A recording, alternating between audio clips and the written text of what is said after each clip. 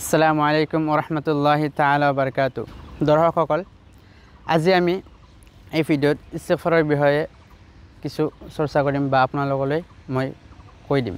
পোনপ্ৰথমে মই এটা কুৱেশ্যনেৰে বা প্ৰশ্নৰে এই ভিডিঅ'টো আৰম্ভ কৰোঁ।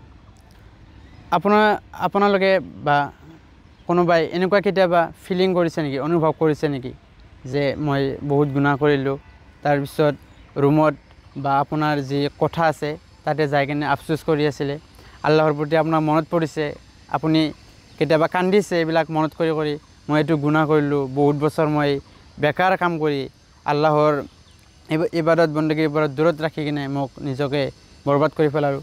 তেনেহ'লে বাৰু টেনশ্যন ল'ব নালাগে বা কোনো চিন্তা দৰকাৰ নাই, কাৰণ আল্লাহ তাআলা গফুৰুৰ ৰহিম হয়, তেওঁ ক্ষমাকাৰী হয়, তেওঁ মাফ কৰি ভাল পায়, তেওঁৰ বান্দাক ক্ষমা কৰি ভাল পায়। গতিকে আপুনি ইস্তিগফাৰ কৰক, বেছি বেছি ইস্তিগফাৰ কৰক। তেনেহ'লে ইস্তিগফাৰ এই কনচেপ্টটো বাৰু কি জানিবলৈ ভিডিঅ'টো আগলৈ শুনক। গতিকে ইস্তিগফাৰ হ'ল যে আল্লাহ তাআলাৰ পৰা আমি ক্ষমা খোজা, মাফ কৰি দিবলৈ আল্লাহক দোৱা কৰা, আল্লাহৰ ওচৰত দোৱা কৰা, প্ৰাৰ্থনা কৰা, এইটো হ'ল ইস্তিগফাৰ। আস্তাগফিৰুল্লাহ নৰ্মেলি বা সাধাৰণতে ইমান ক'লে হৈ গ'ল আস্তাগফিৰুল্লাহ। এইটো হ'ল এটা জিকিৰ। এইটো আমি যিকোনো কাম কৰাৰ সময়ত বা যেতিয়া ফ্ৰী থাকোঁ বেছি বেছি পঢ়ি থাকিব লাগে, যাতে আমি আমাৰ গুনাহৰ পৰা পাক হৈ থাকিব পাৰোঁ, পবিত্ৰ হৈ থাকিব পাৰোঁ। আৰু ইয়াতে কিছুমান আয়াত, হাদিছ আৰু কিছুমান কাহানীৰ সৈতে মই এইটো বুজাবলৈ চেষ্টা কৰি আছোঁ। প্ৰথমে 2-3টা আয়াতেৰে মই আৰম্ভ কৰোঁ। আল্লাহ তাআলাই সূৰাতুল মুজাম্মিল আয়াত নম্বৰ 20ত কৈছে, আস্তাগফিৰুল্লাহ ইন্নাল্লাহা গফুৰুৰ ৰহিম। হে বান্দাসকল, তোমালোকে আল্লাহক প্ৰতি ইস্তিগফাৰ কৰা, তেওঁক ক্ষমা খোজা, নিশ্চয় আল্লাহ তাআলা গফুৰুৰ ৰহিম হয়, তেওঁ মাফ কৰি দিওঁতা হয়, তেওঁ ক্ষমা কৰোঁতাজন হয়। আৰু এতিয়া আয়াতত সূৰাতুল বাকাৰা 222 নম্বৰ আয়াতত আল্লাহ সুবহানাহু ওয়া তাআলাই কৈছে, আয়াতটো দীঘল আছে, শেষত অন্তিম পৰ্যায়ত আল্লাহ তাআলাই কৈছে, ইন্নাল্লাহা ইউহিব্বুত তাওৱাবিন ওয়া ইউহিব্বুল মুতাতাহহিৰিন। নিশ্চয় আল্লাহ তাআলাই তওবা কৰাসকলক, যিসকলে মানে গুনাহৰ পৰা আল্লাহ তাআলাৰ পৰা গুনাহ কৰাৰ পিছত আল্লাহ তাআলাক ক্ষমা খোজে, আল্লাহৰ প্ৰতি আল্লাহৰ দৰবাৰত কান্দে, দোৱা খোজে, তেনেহ'লে সেইসকলক আল্লাহ তাআলাই মাফ কৰি দিয়ে আৰু তেওঁলোকক ভাল পায় আল্লাহ তাআলা। আৰু যিসকলে পাক পবিত্ৰতাত থাকে তেওঁলোককো ভাল পায়। সূৰাতুল ফুৰকানৰ 70 নম্বৰ আয়াতত আল্লাহ সুবহানাহু ওয়া তাআলা আৰু কৈ আছে, ইল্লা মান তাবা ওয়া আমানা ওয়া আমিলা আমালান সালিহা ফাউলাইকা ইবাদদিলুল্লাহু সাইয়্যাতিহিম হাসানাত। কি কৈছে ইয়াতে আল্লাহ তাআলাই? যিসকলে তওবা কৰিছে আৰু ঈমান আনিছে আৰু ভাল আমল কৰিছে, ভাল কাৰ্য কৰিছে, তেওঁলোকক আল্লাহ তাআলাই তেওঁলোকৰ যিবিলাক বেয়া আছে, বেয়া কৰ্ম আগতে কৰিছিলে সেইবোৰ ভাললৈ পৰিৱৰ্তন কৰি দিয়ে, ভাল কামলৈ চেঞ্জ কৰি দিয়ে।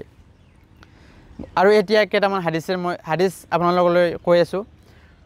সহিহুল বুখাৰীত হুজুৰ সাল্লাল্লাহু আলাইহি ওয়াসাল্লামে কৈছে, ইয়া আইয়ুহান নাছ তুবু ইলাল্লাহি ওয়াস্তাগফিৰুহু ফাইন্না তুবু ফিল ইয়াউমি মিআতা মাৰৰা। হে বান্দাসকল, হে মোৰ উম্মতীসকল, তোমালোকে আল্লাহক মাফ খোজা, আল্লাহৰ প্ৰতি ক্ষমা খোজা, আল্লাহৰ প্ৰতি ইস্তিগফাৰ বেছি বেছি কৰা, কাৰণ মই নিজে এদিনত 100 বাৰ কৈ তওবা কৰিছিলোঁ, 100 বাৰ কৈ ইস্তিগফাৰ পঢ়োঁ। ঠিক তেনেদৰে সহিহুল মুছলিমত 100 বাৰৰ বৰ্ণনা আছে আৰু সহিহুল বুখাৰীত 70 বাৰৰ বৰ্ণনা আছে, ইখতিলাফ আছে অলপ। কিন্তু যিজন নবীৰ এটা গুনাহ নাই, নবীসকলৰ সাধাৰণতে একো গুনাহ নাথাকে, তেওঁলোক পাক বান্দা হয়, তেওঁৱে যিজন আশ্ৰাফুল মাখলুকাত, সকলোতকৈ শ্বৰীফ মানুহ, তেওঁৱে দিনত 70 বাৰ বা 100 বাৰকৈ ইস্তিগফাৰ, আল্লাহক যিবিলাক গুনাহ কৰিছে সেই গুনাহৰ কাৰণে মাফ খুজিছে। আৰু আমি এজন সাধাৰণ বান্দা, সদায় গুনাহ, সদায় পাপ, এইবিলাকতে আমি ব্যস্ত থাকোঁ, তেনেহ'লে আমি বাৰু কিমান কৰিব লাগিব ভাবক। আৰু এটা হাদিছত ৰাসূল সাল্লাল্লাহু আলাইহি ওয়াসাল্লামে কৈছে, ইন্নাল আবদা ইযা আতাৰাফা যামবাহু ফাতাবা ইলাল্লাহি তাবাল্লাহু আলাইহি। যদি এজন মানুহে নিজৰ গুনাহটো, নিজৰ যি পাপ কৰিছে সেইবোৰ বুজিছে, তাৰপিছত আল্লাহৰ প্ৰতি তওবা কৰিছে, তেনেহ'লে আল্লাহ তাআলাই তেওঁৰ তওবা কবুল কৰি লয় আৰু তেওঁক মাফ কৰি দিয়ে। এইখিনি হ'ল হাদিছ, কোৰাণৰ পোহৰত মই কৈ দিলোঁ। আৰু বহুত আছে, সেইবোৰ বাৰু এতিয়া নকওঁ, আগন্তুক কেতিয়াবা কৈ যাম। আৰু এতিয়া এটা কাহিনী মই কৈ দিওঁ। একবাৰ ইমাম আহমদ বিন হাম্বল ৰাদিয়াল্লাহু তাআলা আনহুৰ সময়ত তেওঁ এদিন এটা মছজিদত গৈ আছিলে, কিন্তু ৰাতি হৈছিলে, শুবৰ কাৰণে তাতে জাগা দিয়া নাছিলে, ঠাই দিয়া নাছিলে মুয়াজ্জিনে। তেনেহ'লে তাৰে কাষতে এজন বেকাৰী, মানে যিয়ে ব্ৰেড বনায় বা ৰুটি বনায়, সেনেকুৱা এজন মানুহে তেওঁক মাতিলে, কৈছে যে তুমি ইয়াতে থাকা, এটা জাগা বনাই দিলে। আৰু তেওঁ যেতিয়া আটা সানি আছিলে বা ময়দা সানি আছিলে, সেই বেকাৰীজনে বাৰে বাৰে ইস্তিগফাৰ পঢ়ি আছিল, আস্তাগফিৰুল্লাহ আস্তাগফিৰুল্লাহ।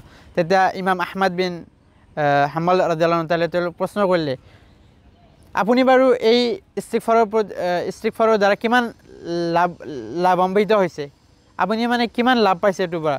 তেওঁ কৈছে, মই আল্লাহক ইস্তিগফাৰ পঢ়ি যি খুজিছোঁ চব পাইছোঁ, কেৱল এটাই পোৱা নাই যে মই আল্লাহৰ পৰা মই দোৱা খুজি আছিলোঁ যে এই জামানাখনতকৈ ডাঙৰ ইমাম আহমদ বিন হাম্বল ৰাদিয়াল্লাহু আনহুৰ লগত মোক মিলাবৰ কাৰণে, সেইটো হোৱা নাই এতিয়ালৈকে। তেতিয়া আহমদ বিন হাম্বল ৰাদিয়াল্লাহু আনহু ক'লে, মাশাআল্লাহ, মইতো সেইজন ইমাম, মই আহমদ বিন হাম্বল ৰাদিয়াল্লাহু আনহু, আল্লাহে মোক তোমাৰ দুৱাৰলৈ, তোমাৰ দৰজালৈ বা তোমালৈ মোক নিজকে লৈ আনিছে। তেনেহ'লে ভাবক সুবহানাল্লাহ, ইস্তিগফাৰৰ কিমান এটা ফজিলত আছে, কিমান এটা মৰ্তবা আছে। গতিকে আৰু বেছি দীঘলীয়া নকৰোঁ, আজিৰ এই যিহেতু ৰমজানৰ মাহ চলি আছে আৰু দ্বিতীয় 10 দিনত আমি ভৰি দিছোঁ, গতিকে এই দ্বিতীয় 10 দিনত বেছি বেছি ইস্তিগফাৰ কৰিব লাগে। এই ৰোজাৰ মাহটো 3টা ভাগত ভাগ কৰা হৈছে। এটা হ'ল ৰহমাতৰ, ফাৰ্ষ্টৰ 10 দিন ৰহমাতৰ, ছেকেণ্ড 10 দিন, দ্বিতীয় 10 দিন হ'ল ইস্তিগফাৰৰ, আমাৰ গুনাহবোৰ মাফ কৰাৰ বাবে বেছি বেছি আমি দোৱা কৰিব লাগে। আৰু থাৰ্ডৰ 10 দিন, লাষ্টৰ 10 দিন হ'ল ইতকু মিনান নাৰ, জাহান্নামৰ আজাবৰ পৰা দূৰ হোৱাৰ কাৰণে আল্লাহৰ পৰা আমি দোৱা খুজিব লাগে।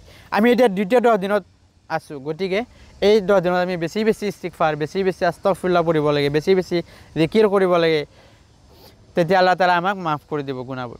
কিন্তু ইয়াতে মই এটা হেবিট, আমি এইটো কেনেকুৱা স্বভাৱ এটা বনাব পাৰোঁ সেইটো এটা আইডিয়া দি আছোঁ, টিপছ দি আছোঁ।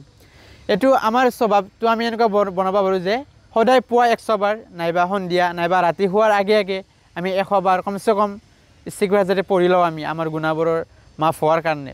নাইবা আমি চব ফৰজ নামাজৰ পিছত যেতিয়া আমি সুবহানাল্লাহ আলহামদুলিল্লাহ আৰু এই 3টা আজকাৰ 33 বাৰকৈ কৰোঁ, তেতিয়া আমি আস্তাগফিৰুল্লাহ যাতে পঢ়ি লওঁ, তেতিয়া আমাৰ দিনত কমচে কম 200 বাৰ বা 100 বাৰকৈ ইস্তিগফাৰ হৈ যাব।